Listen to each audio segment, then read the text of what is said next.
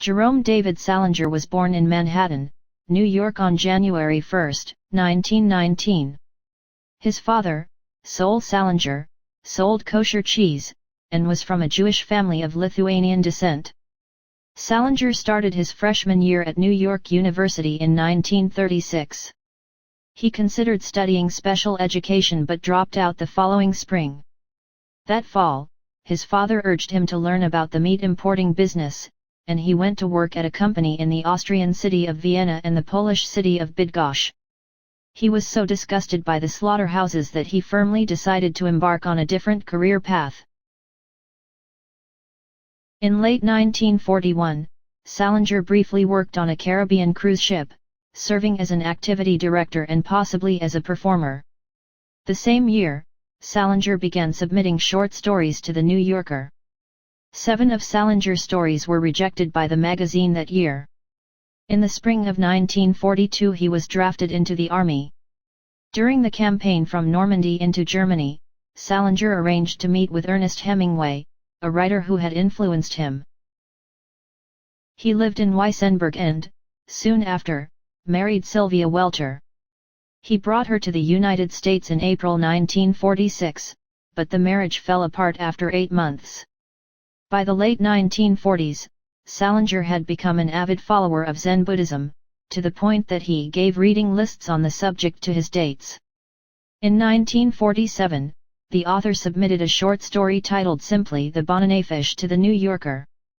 The magazine's fiction editor was impressed enough with the singular quality of the story that the magazine asked Salinger to continue revising it. In the 1940s, Salinger confided to several people that he was working on a novel featuring Holden Caulfield, the teenage protagonist of his short story Slight Rebellion off Madison, and The Catcher in the Rye was published on July 16, 1951, by Little, Brown and Company. In a 1953 interview with a high school newspaper, Salinger admitted that the novel was sort of autobiographical, explaining, "My boyhood was very much the same as that of the boy in the book." The book's initial success was followed by a brief lull in popularity, but by the late 1950s, according to his biographer Ian Hamilton, it had become the book all brooding adolescents had to buy, the indispensable manual from which cool styles of disaffection could be borrowed. Since its publication, there has been sustained interest in the novel among filmmakers, with Billy Wilder and Harvey Weinstein, and Steven Spielberg among those seeking to secure the rights. At the age of 36, Salinger married Claire Douglas. They had 2 children, Margaret and Matthew. As the notoriety of The Catcher in the Rye grew, Salinger gradually withdrew from public view.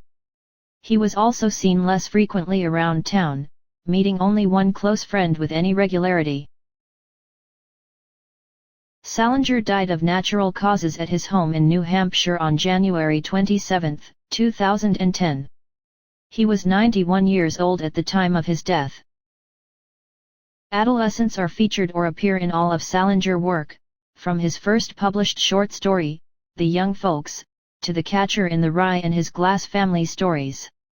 For this reason, Norman Mailer once remarked that Salinger was the greatest mind ever to stay in prep school.